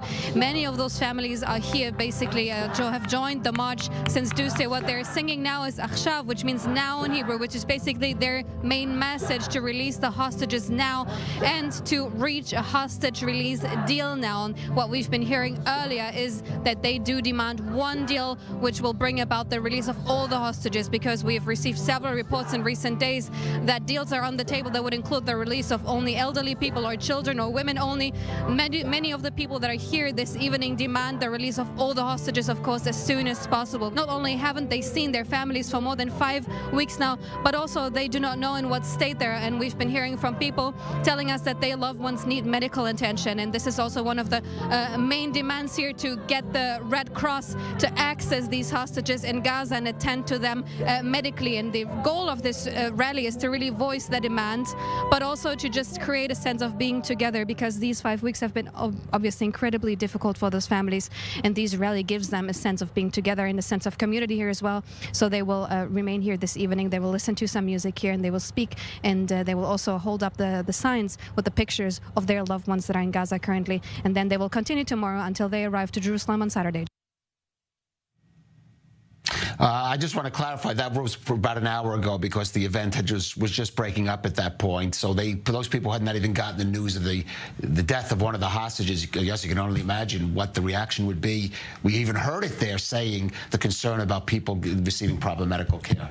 Well, the family's central committee prepared almost from the first day, consulting Israeli doctors, a list of medicines that Israel demanded to bring to their families, like Judith Weiss, or cancer patients and babies that needed supplies, and the Red Cross hasn't refused to do it or tried to do it, but Hamas rejected the offer, and it's very, very dangerous. We don't know what kind of treatment they are receiving or received in the past at the hospitals. Now, at least 2-3 hospitals have been taken over by the IDF, and I don't know what is the fate of the other hostages who might be in other hospitals. Right, and even young, there was, just reminded the pictures to given out, hostage videos, which we, like Israeli media, have not shown last week, of one of the elderly hostages and a young man whose mother I had spoken to, who apparently also suffers from medical condition, asthmatic condition, and this is, yes. Yes, you see, I mean, even if they didn't suffer from medical conditions prior to the kidnapping, prior to the imagine what I mean, they are taken into narrow tunnels with no light, no air, or very limited air, no fresh air, and their conditions can easily deteriorate. Danny, I would imagine as this march goes, as I said before, they're actually in the middle. They're sort of camping out there right outside Jerusalem. They get to the Prime Minister's office, presumably perhaps Saturday night. They'll probably be joined by many more people there. The kind of demonstration that we have actually not seen since the start of the war, when we had the judicial, the protests over the judicial reforms, the kind of pressure that is going to be on the Prime Minister and the entire government, and certainly on the war cabinet and Benny Gantz and Yoav Gallant, to agree to a hostage deal, even if the conditions may not even match some of the expectations that have been made. Yeah, no, things that the heat is just creeping up, and the pressure on the government, and especially on Netanyahu, is really almost getting to be unbearable. But at this point, I don't think it's in his hands. I think Hamas is really controlling this event, unfortunately, and they are playing with the emotions of the families. They are very cruel, very ruthless, employing all the tricks in the book of psychological warfare, with the hope that Netanyahu will succumb first and will agree to a fewer number of hostages being released for a longer time of ceasefire for them. Right. There was even a talk, and in some of those details that came out, that there would be, perhaps it'd be staggered. You'd have 10 a day for each day of a ceasefire.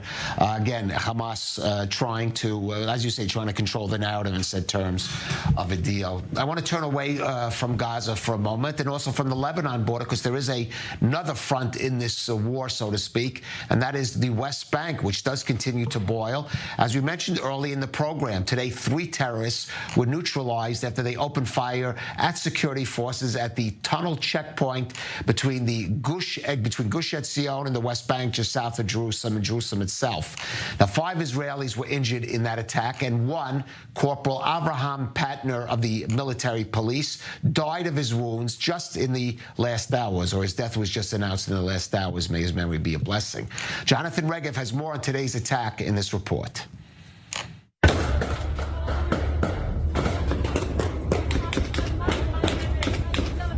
They were well equipped, well trained, and ready to carry out a major attack. The terrorists were armed with M16 rifles, pistols and axes, and a huge amount of ammunition, which indicate that there was intention to probably carry out an attack on a completely different scale somewhere else, and only vigilance of the policemen who were at the checkpoint resulted in the thwarting of such an attack. The 3 terrorists arrived this morning to the checkpoint known as the Tunnel Checkpoint, just south of Jerusalem, probably hoping to pass by and head into the city, but they were stopped. The car raised the suspicion of the personnel in the checkpoint. As they were being questioned, they got out of the car and began shooting at our forces. In the gun battle, the 3 terrorists were killed. At least 6 Israelis were injured in the gun battle and were quickly treated by emergency services on the ground. We saw various people lying on the floor and began treating them. Our team treated 4 people. One of them is in severe condition, 2 in moderate condition, and 1 in a light condition. After the initial treatment, we transported them to hospitals in Jerusalem. The Israeli attention is obviously directed at Gaza and the northern border, but the West Bank arena is constantly active as well. The incident this morning at the tunnel checkpoint is just the latest reminder. A serious incident. The question is, Yossi, and it's interesting to put that in the context of what we learned the other day, that some of the planning for the October 7th attack actually projected the possibility of some of these Hamas terrorists making it to the West Bank. I would say that seems implausible, but everything that happened on October 7th now seems implausible. But clearly that was a strategy that the Hamas had in mind, at least really elevating the level of violence in the West Bank. Is that still a possibility, given the kind of attacks we saw today? Well, absolutely. It also depends on how the Israeli settlers would behave. There is a growing number of incidents in the West Bank. The chief of staff warned a week ago, 2 weeks ago, and called for a calm. He talked to the leaders of the settlers in the West Bank. Hamas certainly is calling for increase the attacks on Israelis and on the West Bank and Judea, Samaria, on Jews. So the situation there is very, very sensitive, and I think it's the last thing that Israel would like to see is that a new front is being opened. We are already confronted in the north by Hezbollah, indeed, with a kind of a war of attrition on small scale.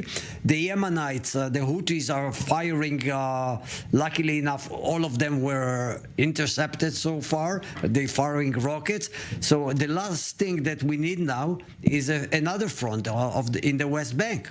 Right, but politically, a problem for Benjamin Netanyahu there. There was one Jewish or settler extremist who was given warning there, but every move by that does present political problems for Netanyahu on his right flank in the cabinet. Political problem for Netanyahu, but also operational problem for the military, because as Yossi just mentioned, the last thing that the IDF needs is open another front. By the way, this is exactly what the Hamas was expecting, to have a multi-front attack on Israel. They thought that they would lead the way, and then maybe Hezbollah will join, the Hamas in Judea and Samaria will join, maybe even Israeli Arabs, some elements here will join. So far, they have been sorely, sorely disappointed. But the only one that they can control, the only theater that they can somewhat control, is Hamas in Judea and Samaria. They cannot tell Hezbollah what to do. They certainly cannot tell Iran or the Houthis what to do. But with Hamas in Judea and Samaria, they are trying their best, and they do not need much incentive anyway to attack. Luckily, I think that the Shin Bet and the Israeli military and all the other security services are doing a wonderful job. We don't hear about it because obviously all the focus is on the southern border with Gaza. But on a daily basis or a nightly basis, many Hamas operatives and terrorists are being detained and preempted. Or being killed in action, which we have seen, for example, in Tulkarm the other day, where you had even 8 in one incident. 200 Hamas operatives have been detained, arrested. arrested and, killed. As you said, we're almost not paying attention to that given what's happening elsewhere in Gaza. Let's go back to Gaza for a minute, because a couple of times in this broadcast we mentioned the cynical willingness of Hamas and other terror groups there to exploit Israel's concerns over civilian casualties, as well as the world's willingness to condemn Israel for supposed acts against civilians. Now, one tactic was disclosed in a recorded conversation just released today by the IDF, in which two members of the Palestinian Islamic Jihad terror group discuss how weapons can be transferred inside baby strollers. Let's take a listen to that.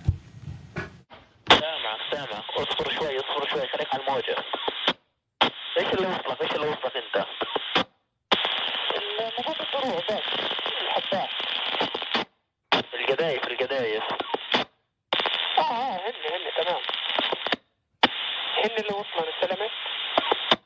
طب كيف شاب يصلح يقابلك عشان الغرض؟ متى هو بيتحرك؟ العشاء على اساس انه يقدر يتحرك فيه لو جاب كروسه معاه كروسه صعب شيء يقدر يتحرك. سمعني اسمع على صلاة المغرب بالضبط. And here, kind of in a nutshell, is the challenge facing the military in Gaza, Yossi. Are they going to stop every baby carriage now? Can you imagine what kind of photos, pictures that's going to make now that they know that those are baby strollers are being used to carry anti-tank weapons? Well, we don't, we shouldn't be surprised. Hamas was capable and is capable of doing every atrocity possible in the world. And therefore we shouldn't be surprised at all. Baby strollers, hospitals, kindergartens, mosques, all these sites were used as warehouse, weapon armament, war rooms, command rooms, and I believe that the evidence that is provided by the IDF, photos, voices, will convince some part of the international community. Maybe the leadership, not necessarily the public. But it's so difficult to, in our world, with all these conspiratorial theories and fake news, to convince the majority that what you see is what is the reality, is the truth. That's the world we live in. Unfortunately, that is the case, and of deep fakes and fake news in this kind of area. What the Palestinians are doing, that actually they have not committed any murder or slaughter on the 7th. It's all Israeli technology, AI technology, all produced by Israeli AI. Can you believe it? Well, I mean, there is no end to their cynicism, to the evil that they practice. All right. Well, we are coming to the end of this hour of the broadcast. I want to thank Yossi Melman for coming in. Good to have you in studio. I'm going to ask Ambassador Danny Ayalon to stay with us, and please do stay with us. We're going to continue in the coming hour. We do expect the IDF spokesperson Daniel Hagari to give his nightly briefing, and perhaps news about Yehudit Weiss, the hostage whose body was apparently discovered there in Gaza today. Stay with us. We'll be back with more of this coverage on I-24 News.